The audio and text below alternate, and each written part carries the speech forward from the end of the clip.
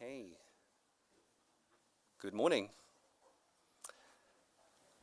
So, Minister, colleagues, ladies and gentlemen, I'm glad to be able to welcome you to this side event on blue economy in a Nordic context, where we will take a look through the crystal ball into the future. My name is Emil Geirot, and I'm a senior advisor at Nordic Innovation, an agency under the Nordic Council of Ministers dedicated to helping businesses cooperate across borders in the Nordic region. For the past several years, we have worked for increased sustainability in the ocean economy, supporting innovations in everything from furniture made from oyster shells to biodiversity credits in offshore wind farms. Last year, however, we turned our sights to the future. We asked a consortium consisting of DNV, the Swedish Agricultural University, and the Danish Technical University to map out possible future scenarios for the Nordic ocean economy. Sigurd Pettersen, senior researcher at DNV, is here to walk us through the ensuing report and to draw out some of the specific implications for the Arctic. Before that, we are glad to have two keynote speakers to set the scene. Marianne Sivertsen Næss, Minister of Fisheries and Ocean Policy here in Norway, and Unni Klövstad, Director of International Cooperation at the Nordic Council of Ministers. And they'll give us an understanding of Norwegian and Nordic approaches to ocean policy, respectively. And after Sigurd's presentation, we will have a panel discussion. Unfortunately, we've had some last-minute changes there, so we'll compress it into one panel discussion. But I'm sure you won't mind. I'm sure it'll be interesting all the same. But with that said, without further ado, I'd like to give the stage to Minister Næss, please.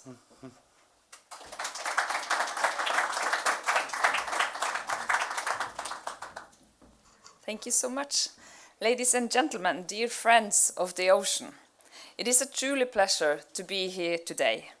A warm thank you to Nordic Innovation for putting the Nordic blue economy firmly on the agenda, where it belongs. The Nordic region is deeply integrated on an economic, political and cultural level.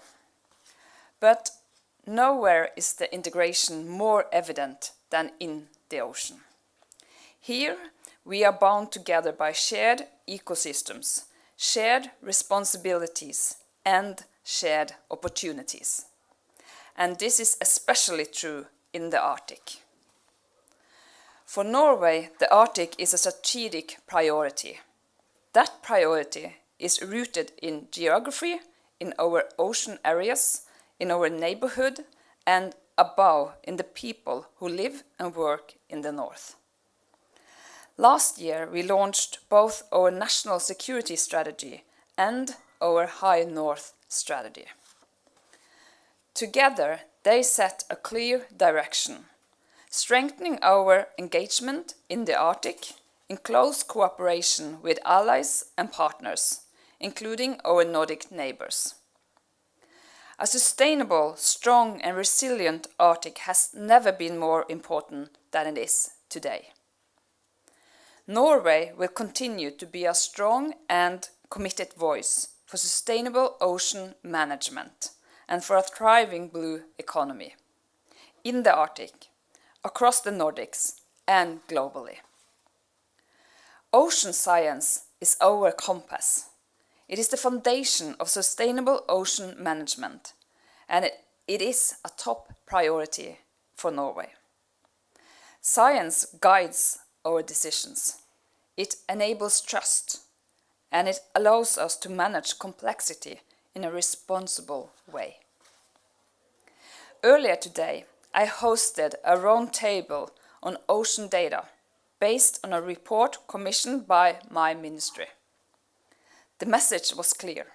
We understand more when we share more, and when we share smarter.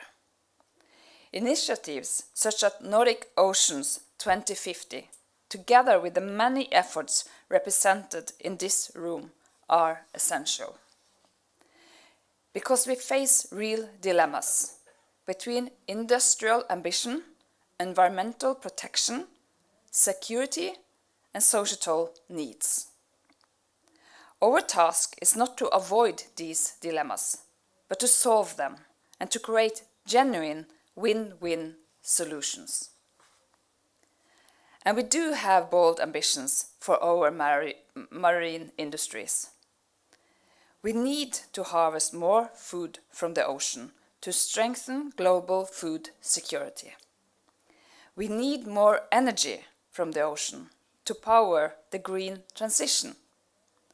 And we need to transform maritime transport to reduce emissions and build a more sustainable economy. All of this requires space, and all of it must be done while protecting marine ecosystems and preserving biodiversity. Coexistence is therefore essential.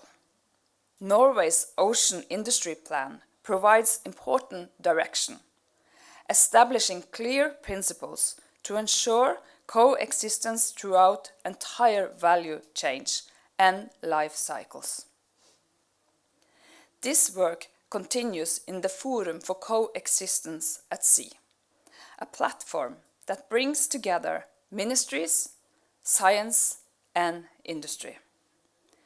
It is built on dialogue, knowledge, and trust. The challenges facing our world cannot wait.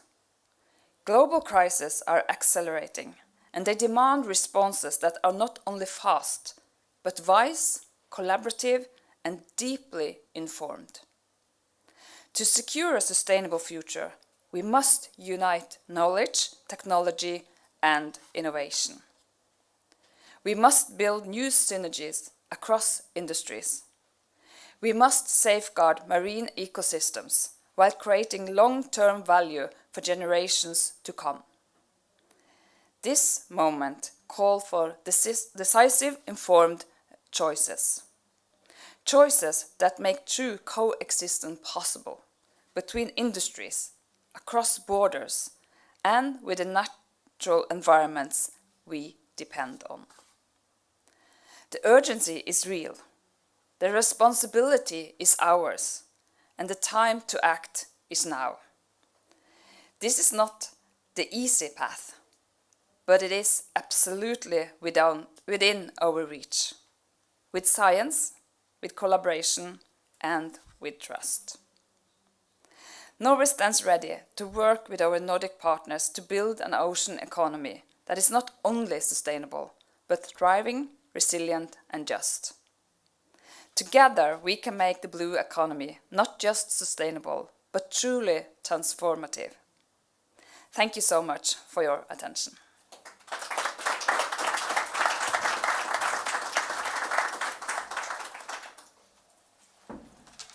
Thank you so much, Minister, and I'm especially glad to hear that you have such a focus on coexistence, which we also see will be an even more important factor going forward in the years to come.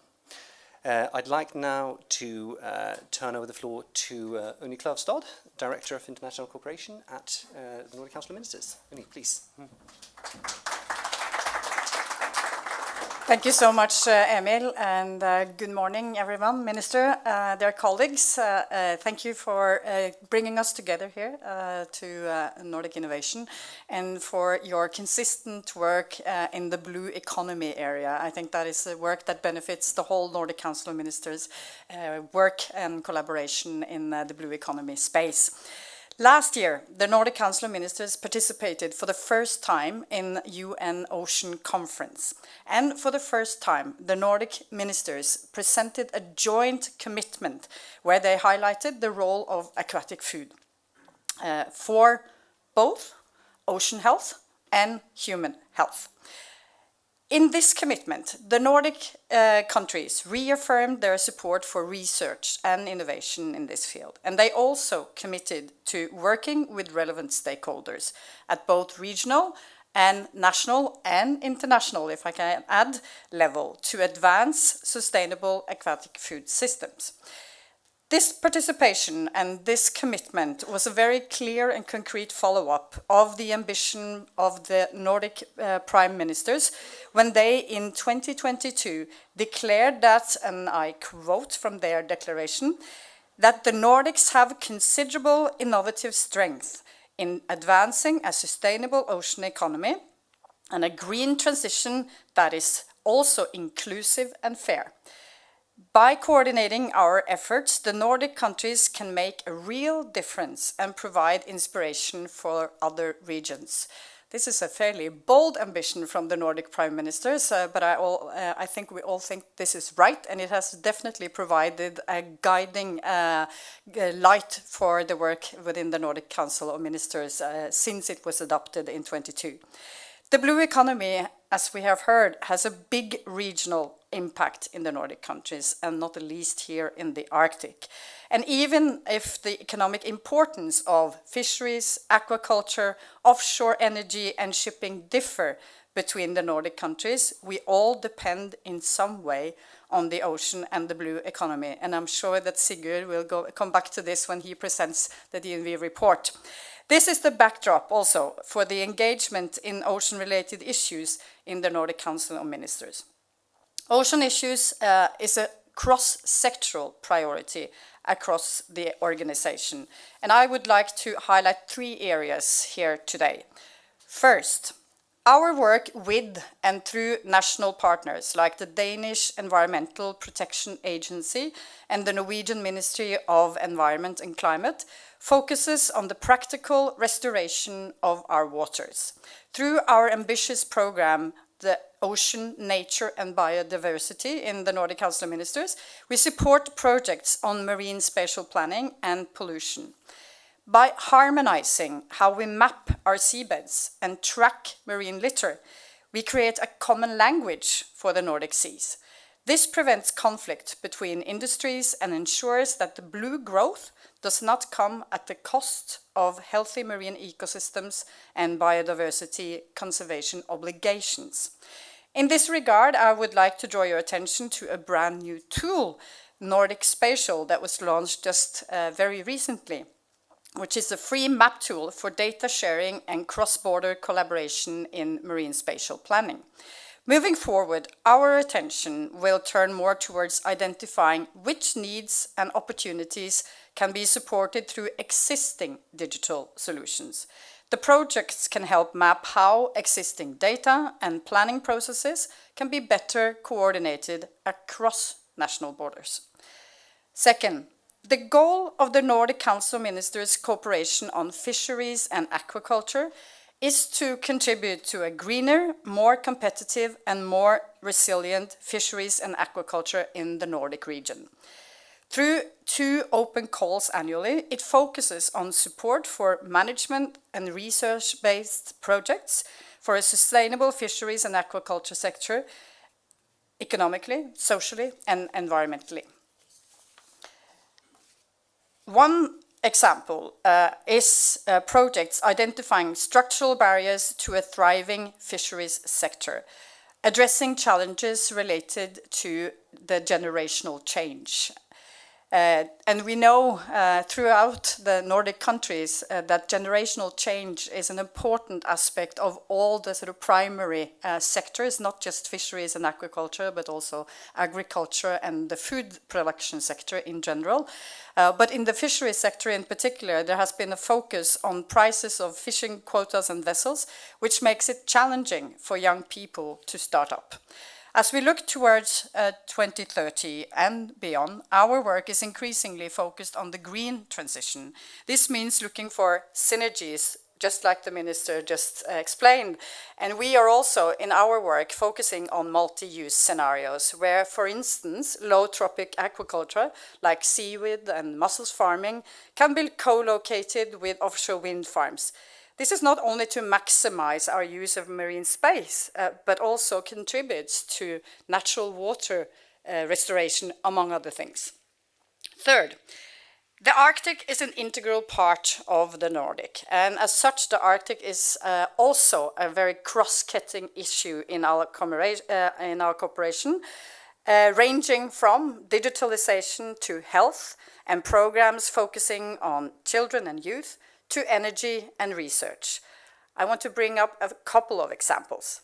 The Nordic institution Nordforsk in 2024 launched its largest call ever on sustainable development in the Arctic, with collaboration from all 8 Nordic countries and a substantial contribution from Canada. Since 1996, and some of you who have been here throughout the week have maybe heard about this before, but the Nordic Council of Ministers established their Arctic program, and this has contributed to strengthen the North-to-North cooperation, supporting sustainable development, resilience, and strong civil societies across the Arctic. For over 30 years now, the program has supported hundreds of projects, ranging from research and network development to initiatives to directly contribute to preventing marine pollution, advancing the blue economy, and promoting sustainable ocean management in the Arctic. In closing, by investing in research, committing to shared governance, and fostering innovation through our partners, we are working every day in the Nordic Council of Ministers to fulfill the Nordic vision of making our region the most integrated and sustainable region in the world by 2030. And our partnerships with partners like those of you here today are instrumental in making this ambition come true. So thank you very much for our cooperation, and thank you so much for your attention this morning. Thank you.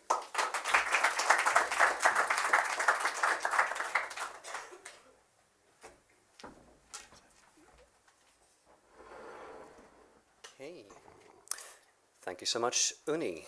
Lovely to hear this run-through of everything that the Nordic Council of Ministers and the Nordic family has going on in terms of ocean policy.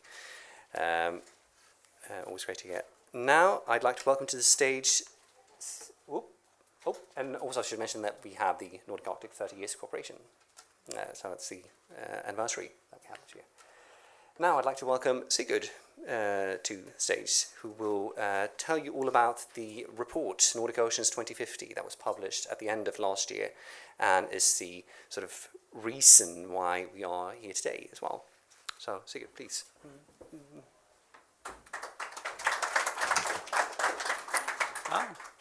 Thank you for the introduction, Emil, and thank you, Minister Unni Kløvstad, Nordic Council of Ministers. It's great to be here today. So I'll take you through some of the main, the key findings of this this report on trying to take a bit of a crystal ball view on the Nordic ocean economy to mid-century. This has been a collaboration now between us in DNV and the Swedish University of Agricultural Sciences and the Danish Technical University, and partially builds on our experience in doing a series of ocean forecasts over the last couple of years. A series called Ocean's Future to 2050, which I recommend also checking out if you're interested. Over the last year or so, we've been looking into the Nordic ocean economy more specifically in this project. So when we think about the Nordic oceans, what is it really? Well, here you see it sort of mapped. We've seen a lot of maps over the last few days, but we've attempted now to cover all 8 Nordic countries, take a deep look into their ocean economies, and also look at sort of how are the ecosystems developing alongside that.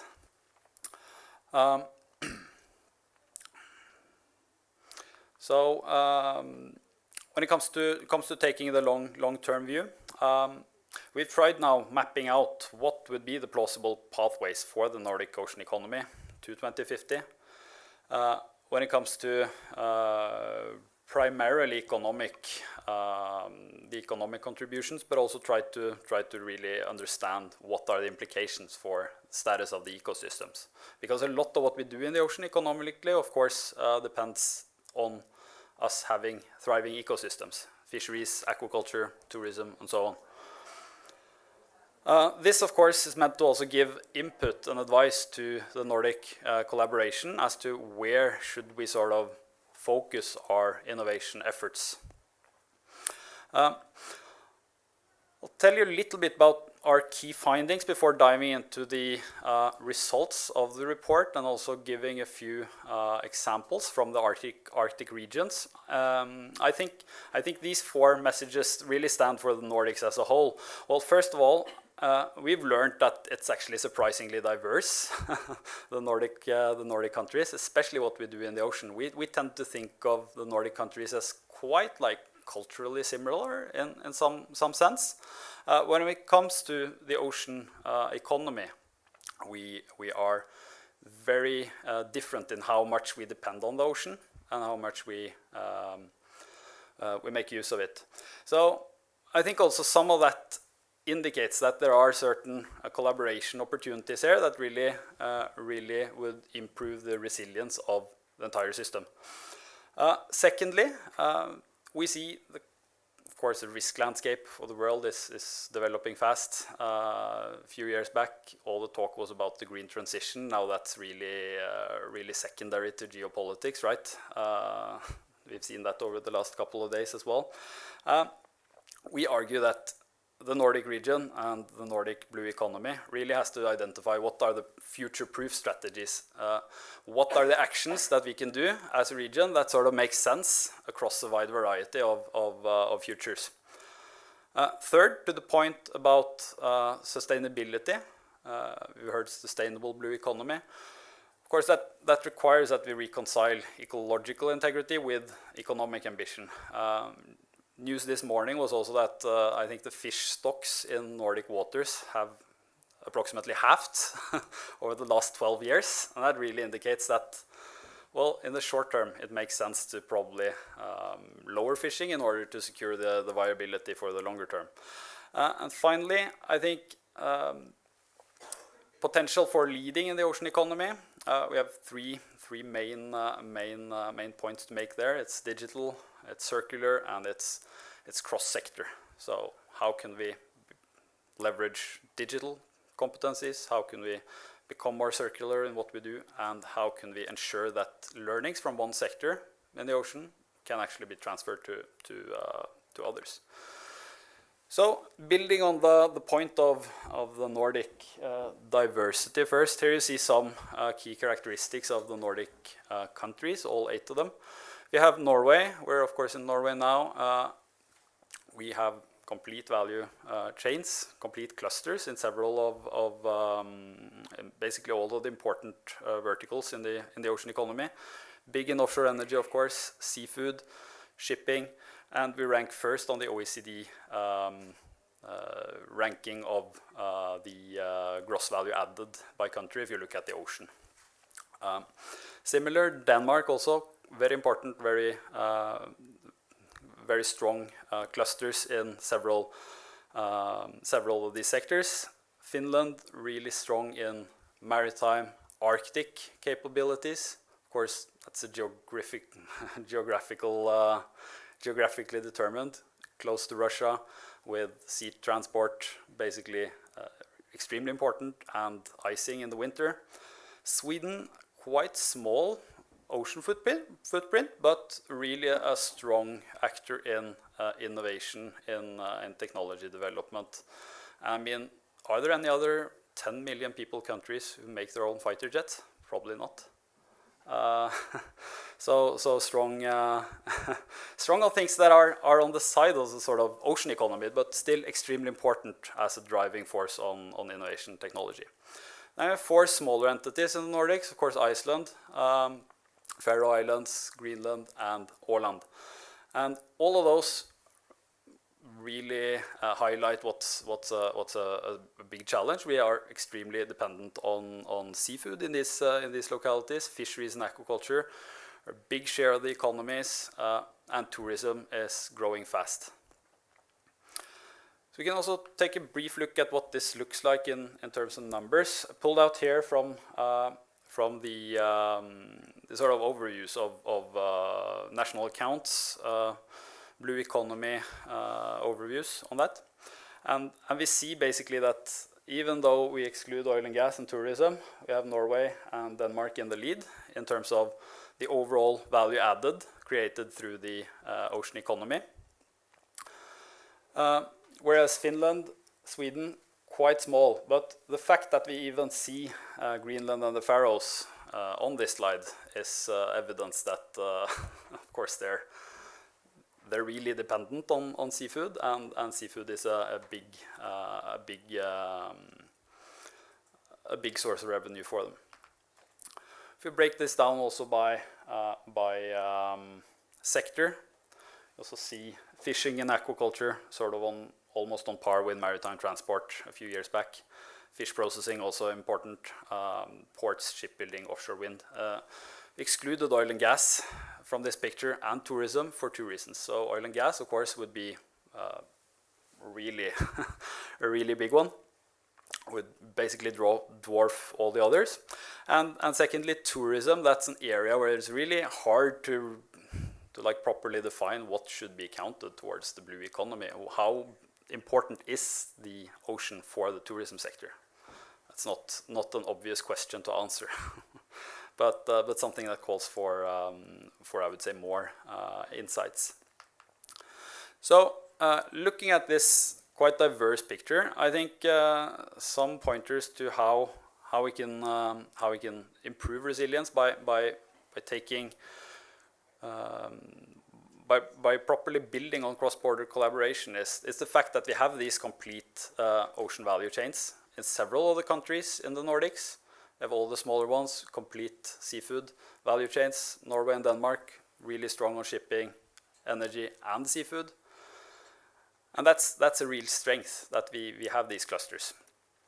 Secondly, I would say the point about Sweden is that it's really an innovation culture that we can leverage into the other Nordics. And third, I'm just gonna reflect a bit on something we found when doing this research. That was a big surprise to me, and that was the fact that Narvik popped up as the 4th biggest port in the Nordics when measured by weight transported. And the reason, of course, is cross-border collaboration between Norway and Sweden in a sense. LKAB, Northern Sweden, produces 85% of the iron ore in Europe, which shows that I mean the well-functioning maritime logistic systems around that is extremely important also for supply chain resilience when it comes to minerals. So it also shows that it's sort of hard to stop at the ocean. You have to look at what we actually do on land as well, a little bit at least. So over to the second point, second message we want to make is the fact that we're seeing this shift. We're basically seeing a shift from a world where the energy transition took up all the space to where it's much more focused on regional rivalry. And we've tried to map out now what would be the sort of future-proof strategies for the blue sectors under several of these scenarios. And we now did this for all of the sectors, and you can go into the report and find the details on that, but I just figured I put some of the highlights here, some of the important trends. So in the nature first world, we sort of see that there's really a good international collaboration environment. Nature protection, decarbonization in the economy takes priority, and we really have an opportunity to scale green tech and export that. In the current world, we're sort of ridden by concerns about national security. We see competitiveness, concerns, deregulation in the EU, etc. While also trade barriers impact a lot of the sectors we are working with. And resilience is really the priority. Whereas a growth-first world would be sort of an unchecked, more or less environmental degradation, only focus on economic growth and free trade, and renewed interest, of course, in Arctic ocean resources. So these three are just scenarios. I mean, they're plausible futures, but they're sort of drawn to their extremes, and based on the IPCC. Socio-economic pathways that's also used by the climate panel. But what these sort of give us when you do this analysis on the sector basis is that we are able to identify what are the what are the sort of smart things to do across. And that's why this is important. So with that, I want to turn to a little bit of the findings. If we go into sectors, we took one perspective on the shipping side with us today. Of course, we're talking about the Northern Sea route, the alternatives there, sort of showcase really that we're interested in making more use of the Arctic. I think our forecast at DNV, they say that global ton-mile transport is expected to rise approximately 30–40% to 2050.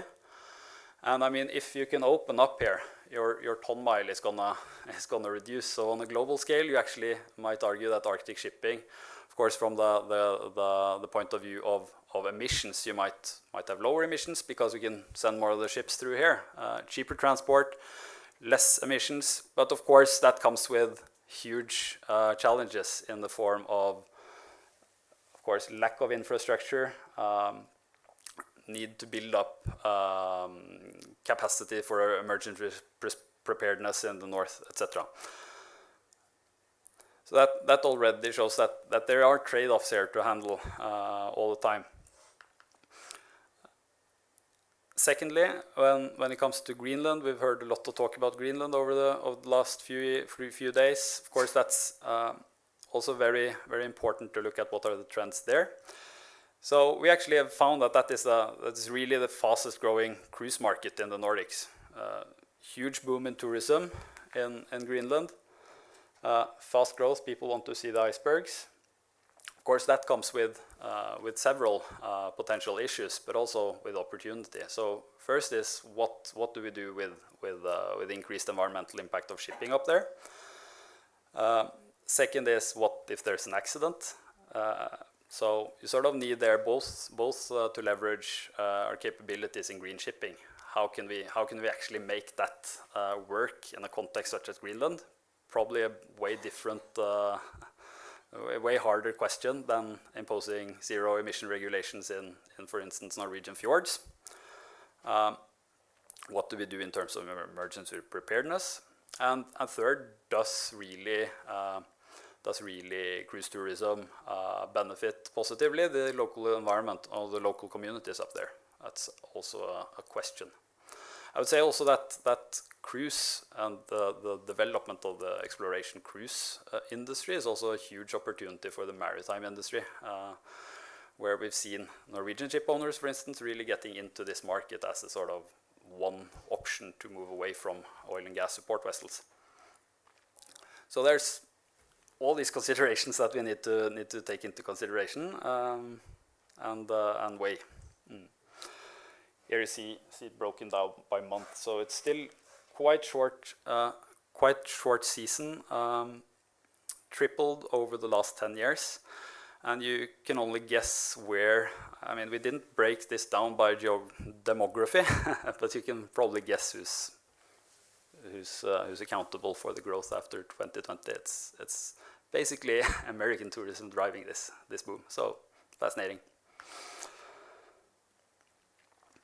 Okay, to the third message we have. Development in the Nordic ocean economy requires that we reconcile ecological integrity with economic ambition. Here we see plotted the Nordic fisheries production. So the total output of Nordic fisheries from 2000 to 2020, approximately. And you can sort of tell that the weight has been trending slightly down, and with biomass estimates even since 2013 potentially having halved. I mean, it's not so that we can actually extract more fish from the sea.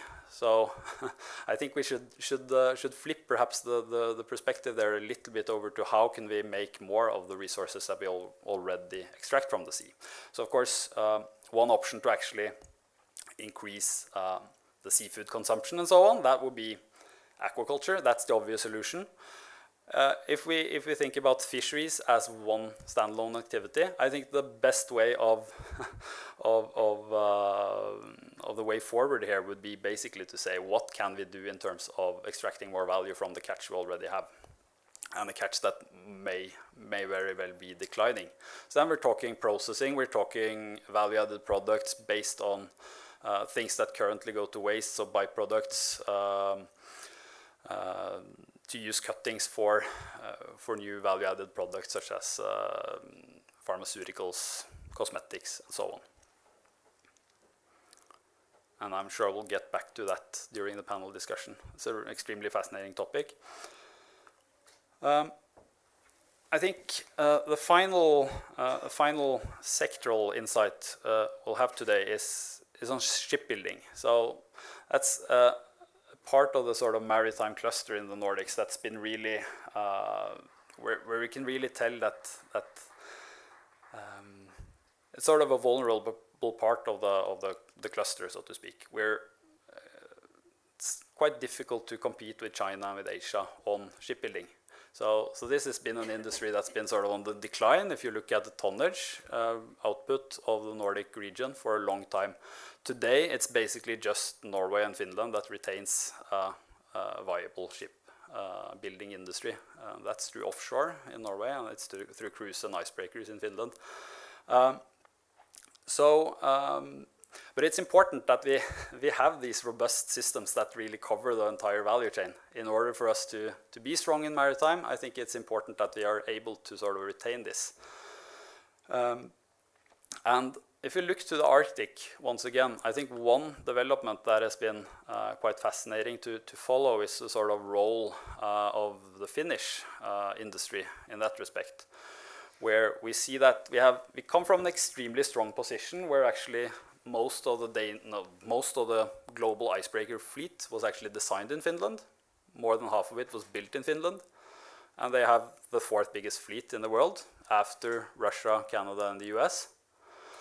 And there's clear signs that the procurement of icebreakers to for instance, the coast guards and so on. That's a place where there's still opportunity to sort of still keep this going. And with the picture shown earlier, and with a lot of slides shown earlier on the Northern Sea Route, I mean, if you think about the emergency response resources you need up there, the need for escorts. This is gonna be extremely important going forward, and I think it's a place where the Nordic maritime industry can really come into play.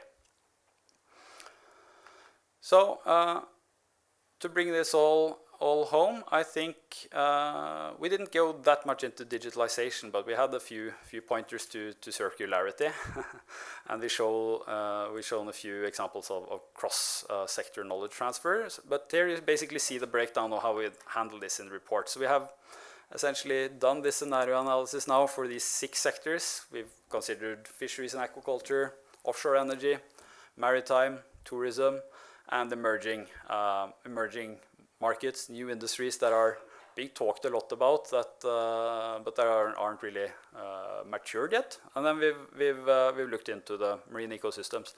And on the side of that, I want to just highlight the role that policy, spatial planning plays in this, and the importance of clusters, technology transfers to drive innovation. So in this presentation, you've gotten a sneak peek into what we have to say about tourism, maritime, and seafood, and hopefully with a bit of spice, giving it a bit more of the Arctic flavor, a bit more of the Arctic context. So with that, I want to say thank you. Thank you to Nordic Innovation for financing this work. It's been fun to work with.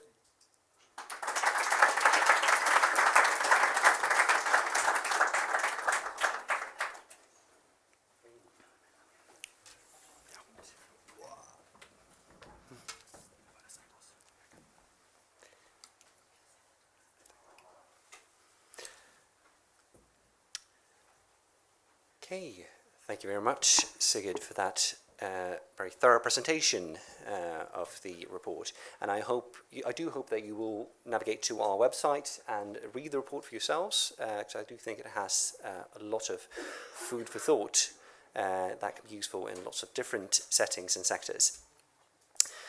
Now, I'd like to bring our panelists up on stage.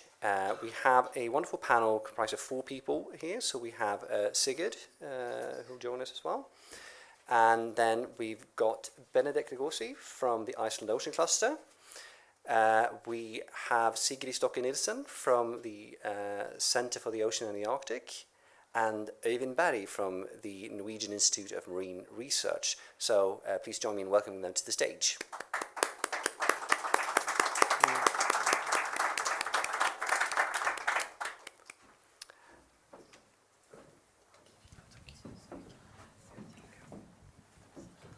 Okay, great. And I'll be moderating this discussion, and towards the end of our time here, you will be able to ask questions if you have them. I do believe you will also be able to ask questions through the app that Arctic Frontiers has, so if anyone is following along online, you can tap your questions in there, and we'll try to get to them as well.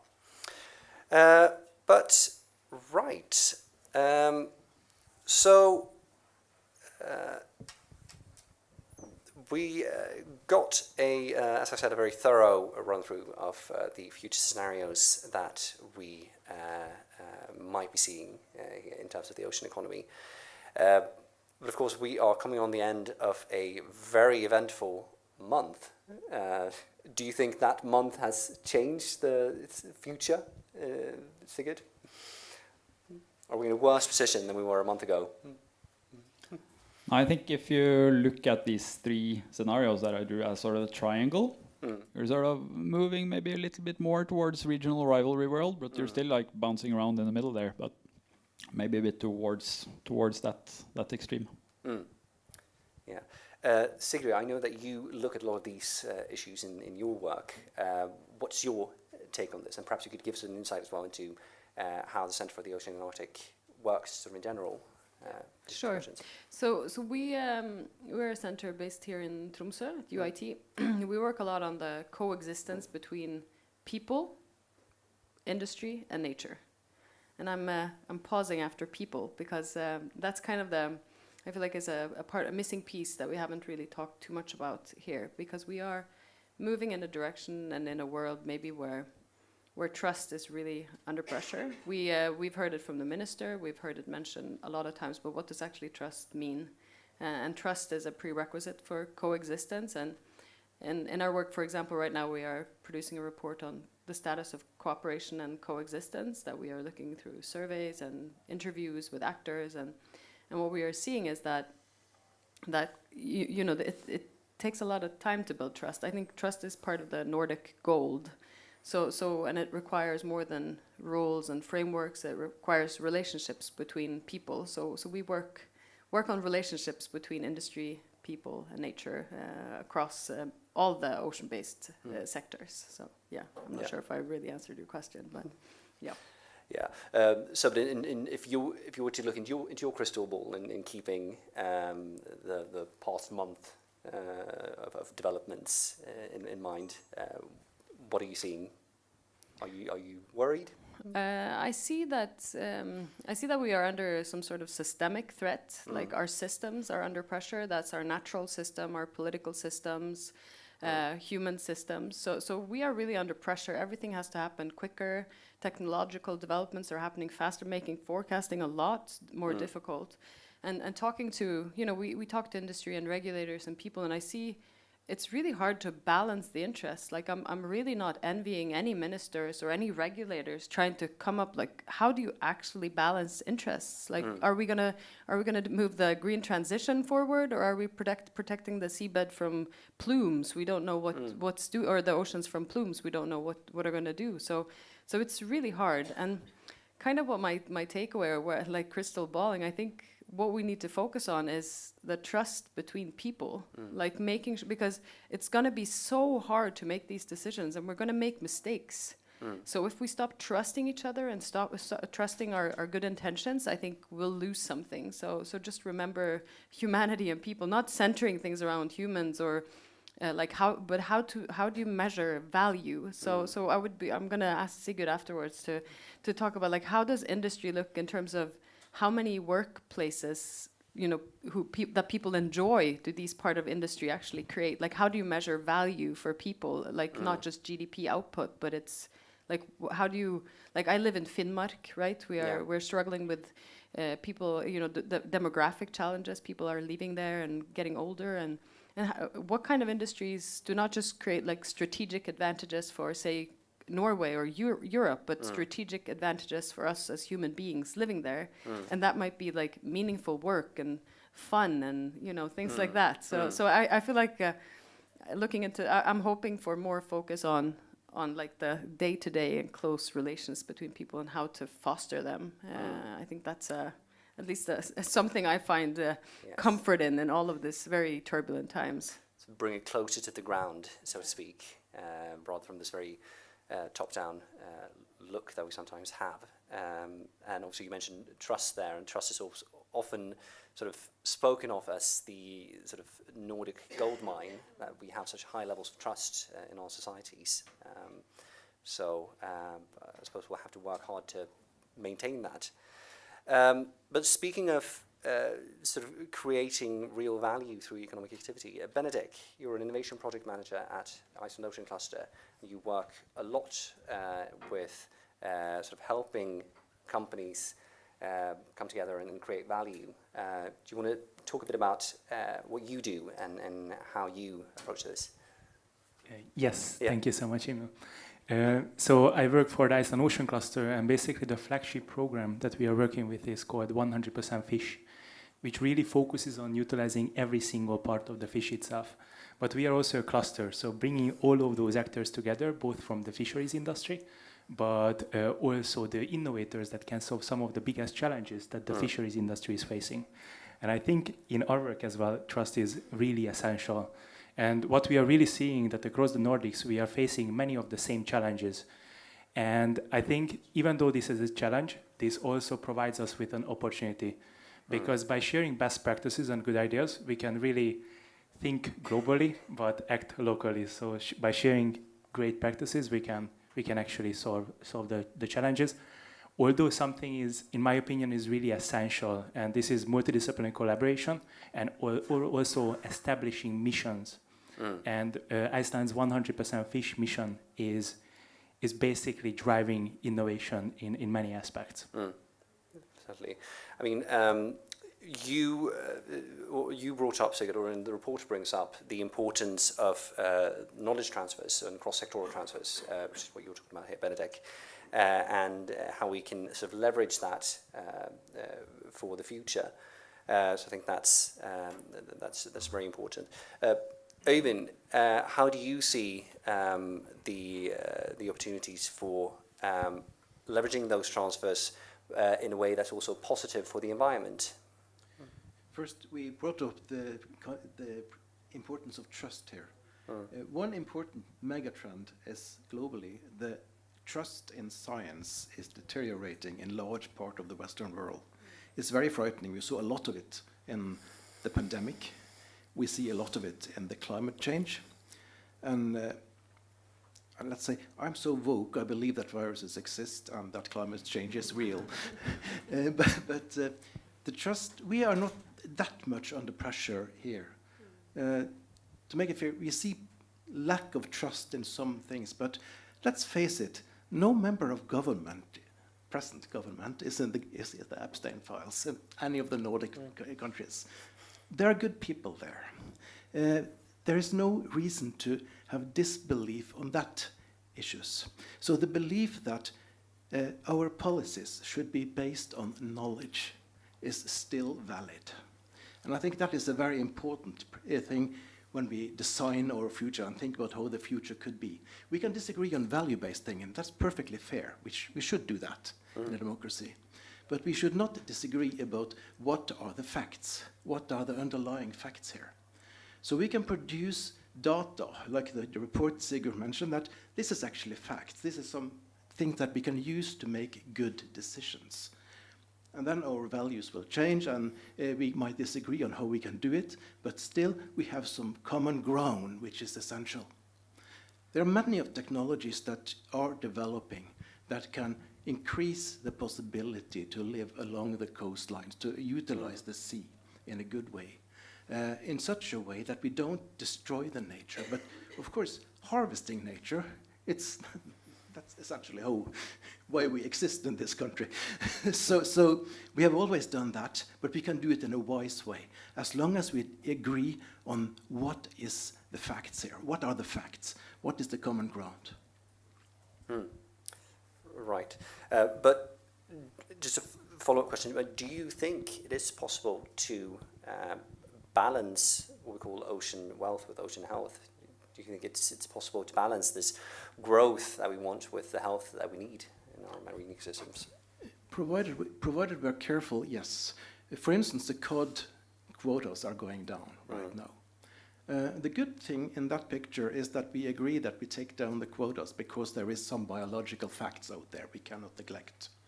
It's not necessarily it's not necessarily unstoppable. Historically, the cod quotas have always gone up and down. It's a good thing that we still can talk with the Russians about this, because we do share the Barents Sea. It's a fact we cannot run away from.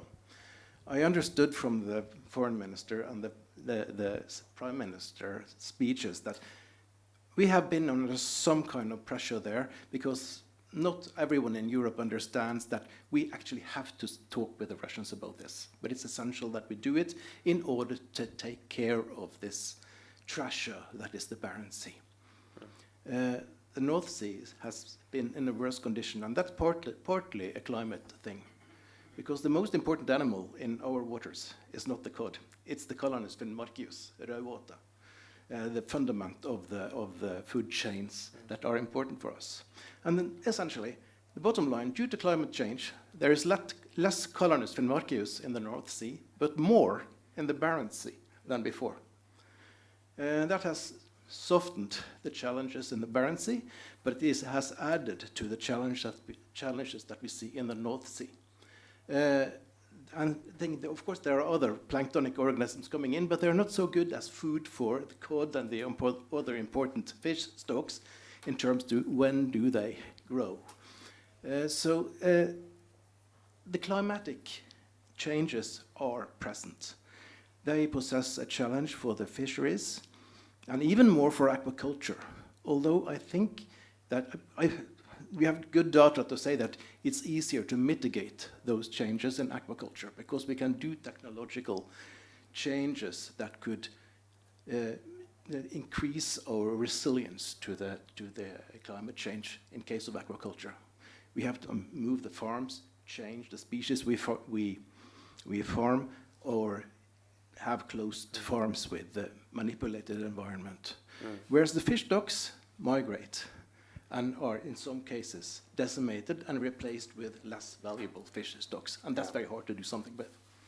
Okay, but to what extent can we manage this through new technology, new innovations, and to what extent do we need actual regulations in order to handle this in terms of like maritime spatial planning and things like that? What's the balance there? And anyone else, feel free to jump in on this. Sigrid, do you want to? I'd love to comment, and also comment a bit on what Øyvind said about being in agreement on a few factual basis, and I of course do not disagree with that. But I'm kind of asking myself, how do you, say if you're a fisherman in the north of Norway, and then your experience is that no, we have a lot more, you know, the day to day, and you as a scientist can become very angry with being like, but you have to understand that we have researched this, you have to trust us. But then the thing with trust is that you cannot make someone trust you. And the solution is not thinking, you know, those people are stupid, or, you know, we have to figure out ways of getting them, you know, creating the basis of knowledge that we need. So I think you need regulations, you need marine spatial planning, you need all of these components, really good research, but you need an environment of trust, because if you have marine spatial planning that is perfect, it's optimized, But then if people don't trust the planning, they will not follow it, or they don't think the competing industry is following the plan, then the trust breaks down. So I think it's, we need to figure out, and I think maybe we lost something during the pandemic. Maybe digital technology has made it harder for us to communicate well. Maybe we need more diplomacy. Maybe, I think we need more people-to-people connection to make sure that we understand each other's good intentions. Yeah, yeah. What are your thoughts on that, Sigurd, in terms of how we bring in some communities and people into these processes? Good question. Through the work on this, we've started actually from quite like the macro trends here in the society. So if you look to what do we believe would be the future of the Nordic region in terms of population dynamics, demographics, of course, we're seeing that the population is aging and there is a trend towards urbanization. At the same time, I think if we have a growth mindset to the ocean economy, I have to think about how can we get more productive employment opportunities. And I think for coastal communities in particular, that poses quite a challenge, because what we see is that tourism, that's really not, very high productive activities, unfortunately. And that's what, to a large extent, is coming in as the big new thing. A lot of opportunities for employment, but not necessarily what drives economic growth and welfare. So I think we need to keep two thoughts in our heads at the same time with respect to that. I mean, we need employment opportunities, but we also need to think about how can we create economic opportunities that are not just a place to work, but that also has like a positive contribution, and that actually is a driving force for growth rather than just an employment opportunity. That makes sense. Benedict, please. Maybe just to add something what you're saying. I think especially in coastal communities, like the issues that you're mentioning, like for example, aging populations, I'm a bit biased, but I think sustainable innovations can really be the solution to some of these problems. And maybe I would like to start by telling you an example. So in Iceland, the only unicorn company, Kerecis, basically what they are doing is that they are turning the Atlantic cod skin into this skin draft. And this company was sold for $1.3 billion in 2023. So it really exemplifies, I think, how much value can be created from these products. But I think it's also like really important to take into account all of the pillars of the triple bottom line. So the people, planet, profit. So in their case, it definitely is about the profit as well, but the planet, since these raw materials will probably end up as landfill otherwise. And also, Kerecis started from the small town of Ísafjörður, which is located in the West Fjords of Iceland. Actually, it's really close to my heart because I used to live there for a few years. But in that case as well, so they contributed to the local economy. They diversified the local economy, which is also reliant a lot on tourism right now. And also it resulted in a lot of job creations, opportunities for people. And partially this is, I have another hat as well. I have a startup, a Norwegian biotech startup that is focusing on the same issues. And we have the same mission. But I think in general, what we really need to understand that in order to shift from basically that like growth doesn't come at the expense of sustainability, is by changing that mindset that sustainability should be the profitable choice and not just the right one. Interesting. So you described Kerecis as a unicorn, and obviously the thing that defines a unicorn is that it's rare. So how do we replicate that success story? Yeah. Oh, that's true. It's true. So, but what can we learn from that, and how do we create more unicorns, real or not? Yeah, I think, of course, Kerecis is a really unique example in terms of the value it created. But what we are seeing in Iceland, that, I mean, basically the value that these startups are creating, it might not end up to be as much as Kerecis is, but it's more about that mindset shift, I think, to kind of like rethink what we consider as waste and look at them as opportunity and look at the nutritional context or basically like other parameters. But I think especially like looking at, I usually mention the word low-hanging fruit. So what are those materials that are obviously like currently being not utilized, and how can we turn them into value? And I think the value that can be created, of course, depends on the specific innovations and the sector. But what we saw, and also like, you know, of course, Kerecis contributed a lot to this, but through all of these innovations, the value of one cod has been transferred from $12 to a potential value of more than $5,000. And this is through all of those innovations, from food to feed to, of course, even nutraceutical and biomedical products. Yeah. Øyvind, I saw you nodding along. What are your thoughts on sort of the opportunities in using things that are wasted, apparently? They're quite enormous. There is a biomass that we have to use. And furthermore, there is a biomass we can create. I want to mention one particular thing. Blue mussel meal is the full equivalent of fish meal. And for everyone who knows aquaculture industry, lack of fish meal is a globally restricted resource. So we can do something with manipulating something in a good way. It doesn't destroy nature, but there is a manipulation here where we produce larger amount of blue mussel for blue mussel meal, thereby solving the bottleneck that hampers both animal feed and not the least fish feed.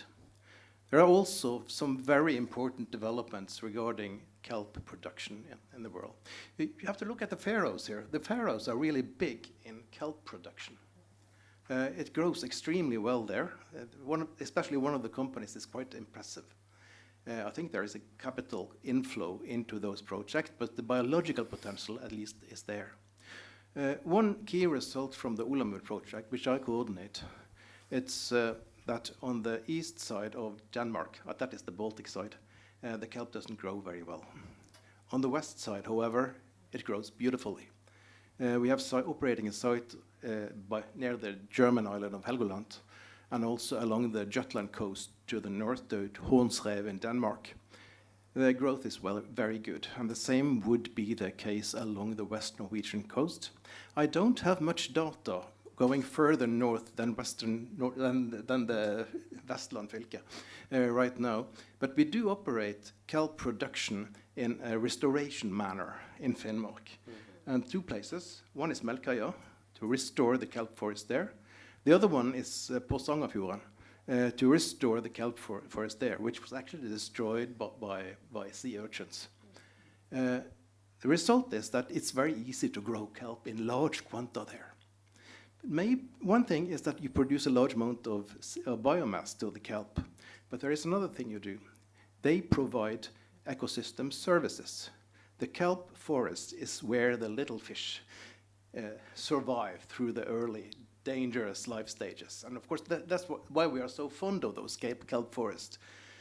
We all think about Oslofjord, and of course it's very important for many, because half the Norwegian population live around, or more, live around that little area called Oslofjord. But this is actually on a large scale, as long as you go further north, and all the way up to the Russian border, we can do that.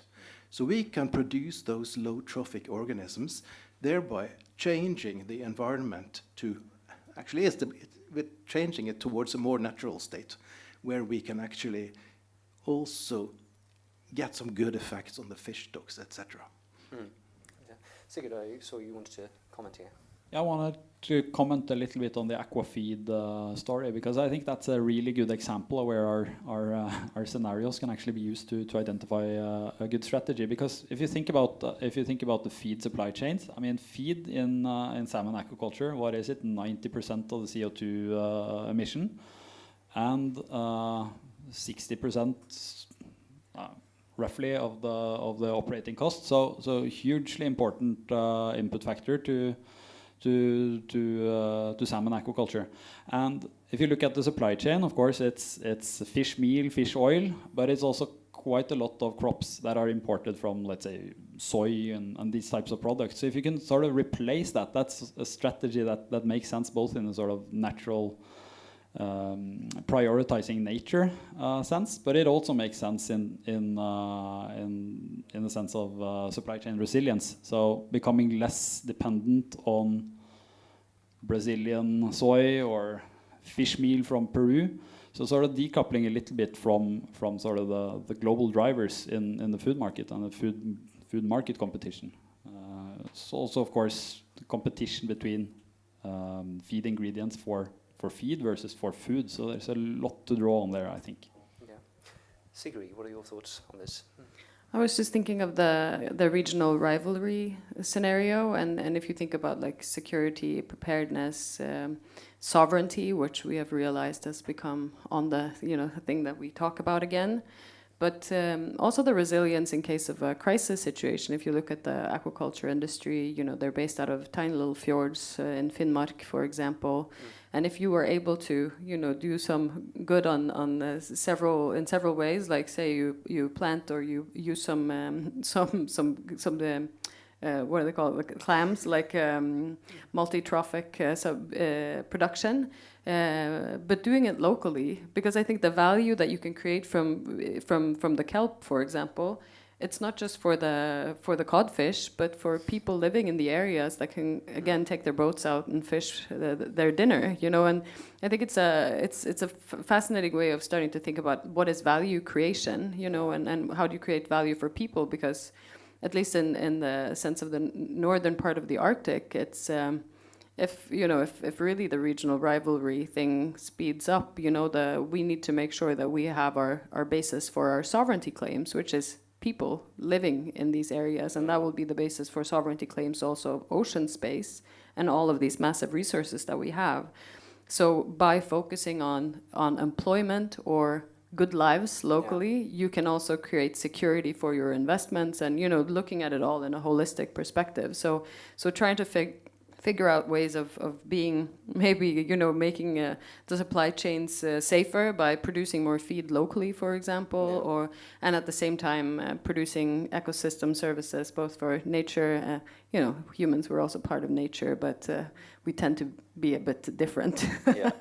So I think it's I love those IMR projects in the fjords, and I would really like to come see them one day. So in order to ensure resilience in the Arctic, we need to have people in the Arctic. And in order to have people in the Arctic, we need to have things for these people to do in the Arctic, economic opportunities, which sort of brings us back to the topic of value creation and how we sort of support businesses here. Benedict, you work for a cluster organization. How can cluster organizations and cluster methodologies create new value propositions for the Nordic and Arctic ocean economy? Yeah, I think it's a really interesting question, and I would like to start by asking, so what makes cluster work? So it's not just companies within the same sector, it's an entire value chain in proximity. And this is the same at the Ice and Ocean Cluster. So we basically have more than 70 companies in-house in all stages, from a brand new startup with a great idea to even like larger international corporations, such as, for example, GPT Marel. And just to kind of like give you an example of, if we have a land-based aquaculture facility in-house and they require some marketing expertise, they can just walk down the corridor and walk into the office of the marketing company and solve the issue. And at one of the spin-offs of the Iceland Ocean Cluster, I usually say that it's Iceland Ocean Cluster, but on steroids. It's called Iceland Eco Business Park, and basically that focuses even more on circularity. And the whole concept behind that one company's side streams should become another company's resources. So in this case, in the future, I, for example, would love to see a land-based aquaculture facility, which side streams, or like let's say the fish sludge, is being turned into fertilizer that then is turned into fertilizer for a mushroom farming company. So in that aspect, like closing that loop. And I think by shifting these mindsets and creating these circular business models, we can create immense value in even remote communities and make the young people basically be able to stay in these areas as well, by providing those job opportunities. Very good. Yeah. And what roles does knowledge transfers play in that setting? Is that something that's important to enabling those new circular value chains? I think knowledge transfer is really essential, and this was also mentioned by Sigurd, that every single country in the Nordics has their own strength. So I think across the Nordics as well, knowledge transfer is so essential because we can learn from each other. So by learning from each other's expertise, we can really create a working cooperation or collaborations across the entire Nordics and create those Nordic collaborations in different sectors. And I think I want to mention that I think these partnerships, and basically like, doesn't matter how network you have, unless those are institutionalized, it does not create as much value. So I think it's really essential to mention that as well, that these partnerships need to be institutionalized so that they create mutually beneficial partnerships for different actors. And I think that's how you can create really resilient knowledge transfers. Right. Before I move to questions from the audience, if there are any, I wanted to just briefly ask about the opportunities that digitalization and ocean data present, and how do we harness those opportunities? Would you be able to speak to that, Sigurd?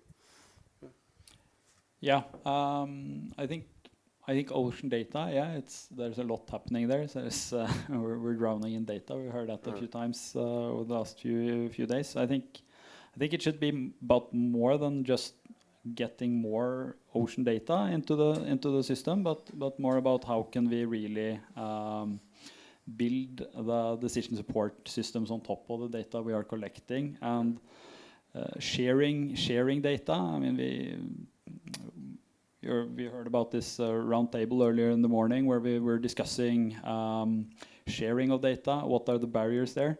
So I think there's reasons to share data. There's also reasons not to share data, of course. Yeah. So making it more actionable, that's one thing. And I also think like digitalization, we're looking at a lot at making more autonomous solutions, for instance, in the maritime industry, and in aquaculture, that's also making an impact. So there's quite a lot happening there. Like how can we simplify or make it more effective to do monitoring of our infrastructures? There's a lot of opportunities there. And also like unmanned ferries and so on. So and I also think that referred to this OECD Ocean Economy report earlier, but that really shows that the ocean economy, it's been more a focus on investments into physical capital, and it's actually been lagging a bit in the sort of digital space. So that's still probably a factor to be overcome. So I don't know if that really answers the question, but some reflections. I think it's a good start. Siri, what do you think these opportunities can mean for, or what do you think ocean data can mean for the region that we're in now, in the Arctic region, in the northern region? I think there's some untapped potential. I'm not a technical person, and I'm not, I don't know how things are run. So I hope Øyvind can supply afterwards. But I don't know if people have heard of the reference fleet. So fishing vessels that collect data on behalf of the IMR and kind of the government to map and say what is the status. And I think, for example, for the smaller parts of the fleet, coastal. But also ocean-based tourism, because there's a lot of distrust between the tourism sector and the fisheries sector. And I think one of the things that they distrust is that there is actually a lack of data on smaller stocks closer to shore. What is the status within the fjords?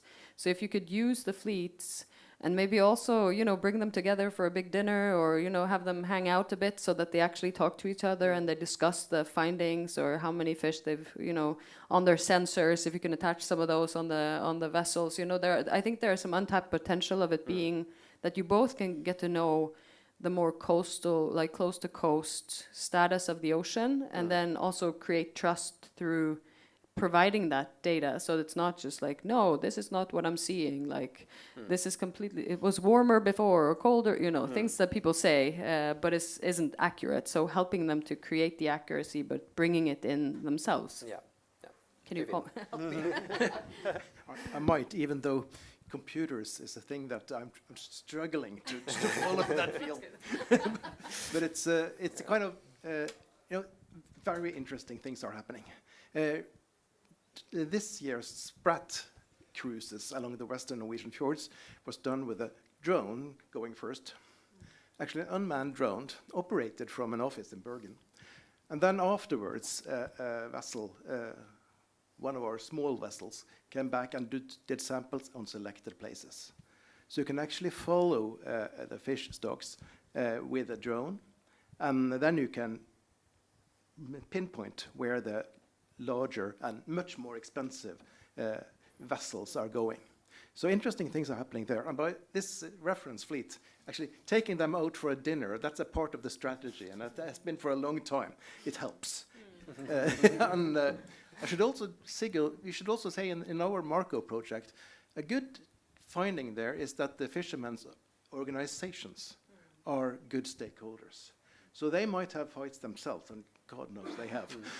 But they can also come up with a person who represents them towards DNV and us, and sit around the table and discuss how should we actually organize this work here.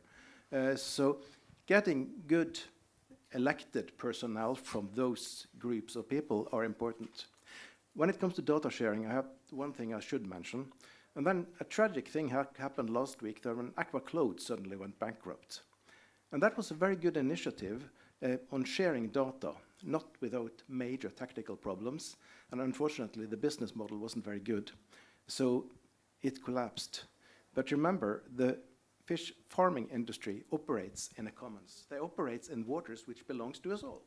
I mean, I own that area just as much as anyone else here in this room. So if they are allowed to operate them there, it should be necessary that they share data about oceanography, salmon lice, they have to do that, and also warning. We have one very good example in that kind of industry on what happens if you don't share data. And that is the collapse of the Chilean aquaculture industry a decade ago, where actually they imported some diseases, probably. And the disease outbreak was, they did exactly the opposite of what you should do in a pandemic. They spread the infected fish along the country. And it was a disaster. Lots of people lost their jobs. Enormous amount of money were lost. So sharing of data is realpolitik. It's really necessary if we operate in a common ground. You have to share data, and we should ensure. And have heard some good rumors that the fish farming some of the fish farming industry, major industry companies, are collecting the remains of AquaCloud, ensuring that that work is not lost because it's quite essential. Yeah, very good. Do you want to add to that? Yeah, maybe to something to that. So I think utilizing ocean data, it's really essential, but I think that it's not utilized to its full extent. So I really think that there are so much potential on not only collecting the data, but also interpreting it and finding really sustainable innovations. And we are seeing a few examples of this in Iceland. So for example, one of them is Greenfish, that is basically utilizing ocean data and AI technology to find the closest fish stocks to the fishing vessels. So by doing that, they're actually saving fuel consumption. And the other one is Heffling Marine, that is basically taking into account environmental data, so basically optimizing the route of the vessel themselves. So I think there's so much potential in it, and this is, for example, the reason why I think hackathons and entrepreneurial challenges are so essential.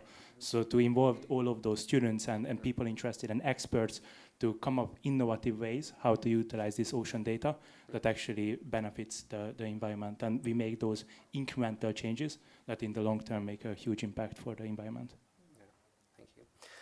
I want to ask now if there are any questions from the audience. Yes, we've got a question from the gentleman back here. Thank you. I'm Manuel Bueno from UIT, the Norwegian College of Fishery Science. I'm a PhD candidate there. And I have a question for Sigurd, which is also a comment and maybe a critique at the same time. Okay. I've seen on the report you presented that fisheries and aquaculture were under the same umbrella category of seafood production. But if we talk about coexistence and marine spatial planning, fisheries and aquaculture have a lot of tensions and a lot of distrust between themselves, including in northern Norway. So I was wondering, what is the rationale behind this category? Yeah, so if you go into the report, you'll actually find separate chapters for them. But so I hope that partially takes it out. And also I want to comment on the marine spatial planning bit of it, because of course they're extremely different. Aquaculture, much more stationary, fisheries move around. That also, I think, has made it, at least earlier, a bit difficult for them to sort of establish their spatial claims. Especially tenacious as long as we thought there would be quite a lot of offshore wind, also in Norwegian waters. Now it's prognosis for that isn't looking equally optimistic as 3 years ago. So, but still, I think, yeah, you can also look back to the data question there. To have good, robust tracking data of where you've actually gone fishing, where you actually navigate, is essential. And if you look at also how the recent strategic impact assessments for offshore wind has been conducted, and they talk about fisheries impact. They're actually neglecting navigation and just referring to shipping navigation, which is also important, but it didn't really address the core issue of what happens if I need now to sail around a wind farm in order to get to where I normally fish. So again, back to data. Sure. Any other questions in the audience? No? Oh yeah, behind you there. Thank you. Hi. Yeah, Bård Thomas Østvang, Nofima, Food Research Institute. This is a question for all of you, based on what we've been talking about. Do you think we'll manage, or do we need to slow down?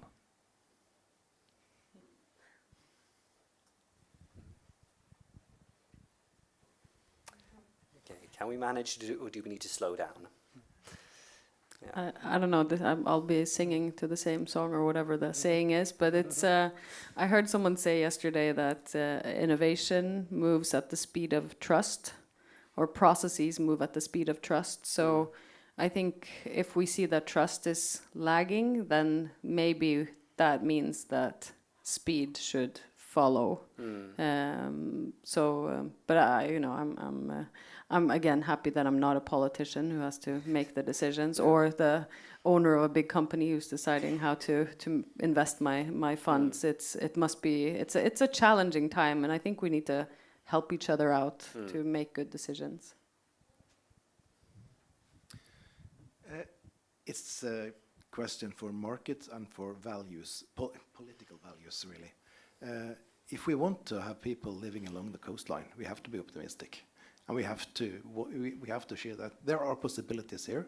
There's a lot of reason for technological optimism, because there are so many developmental patterns that are promising, that can be utilized along the coastline for producing seafood and other goods that can come out of this.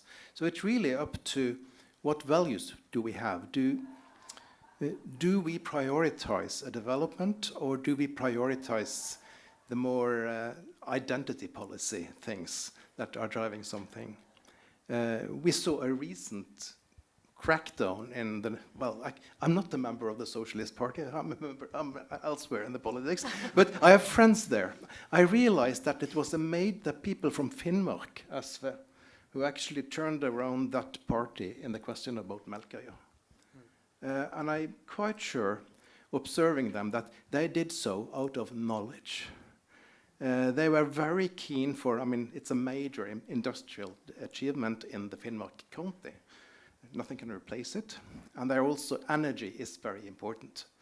So even though that is not directly related to seafood, it's clearly related to climate mitigation and to industrial development, and the local engagement is absolutely essential. If they had been against it, massively against it, they wouldn't have a chance. That case would have been lost. But it was essentially Oslo, actually this centrum-periphery conflict and the good old Stein Rokkan pattern here. So it was the combination of local people with a deep knowledge of the case and a strong engagement from their side that actually turned the tide there. Yeah. Any thoughts on that from you, or Sigurd or Benedict? I don't know if it was very well specified in terms of what should we slow down, but I think it's we should at least not slow down knowledge gathering and the research efforts, and then maybe it's a question on particular activities. There the answer differs, I suppose. Yeah, maybe something to add. So I think it's a really hard question to answer, but personally I really believe in balance. And I think we really need to prove that when we bring the right people together around a clear purpose-driven goal, then we can really reshape entire industries. So I think if we continue doing that work, then maybe we can create also ocean health and also ocean wealth. Very good. So I think we're nearing the end of our time here. You've been very patient up here on stage, so thank you for that. I've got one final question for you. So the year is 2050. What future scenario do we find ourselves in? Nature first, regional rivalry, or growth first? Does anyone want to take a stab at that? Constant compromise between the three. Yeah. Thank you, Sigurd. Yeah. That's what the IPCC also says. So you're cautiously optimistic. Yes. Yep. We agree. Yes, very good. Okay. Right. Thank you so much to Sigurd, to Benedict, to Sigrid, and to Øyvind. Thank you. Thank you. And that concludes our session here. So thank you very much to our audience. Thank you for the questions, and thank you also to the Minister for Fisheries and Ocean Policy, Marianne Sivertsen-Næss, and to the Director of International Cooperation at the Nordic Council of Ministers, Unni Klavstad, for their speeches. That was very much appreciated. For our part at Nordic Innovation, our work on the sustainable ocean economy goes on, and we've got new opportunities coming up that you can read more about in our various social media channels and websites and things like that. So with that, I thank you so much for your attention and wish you a productive rest of your conference. Thank you.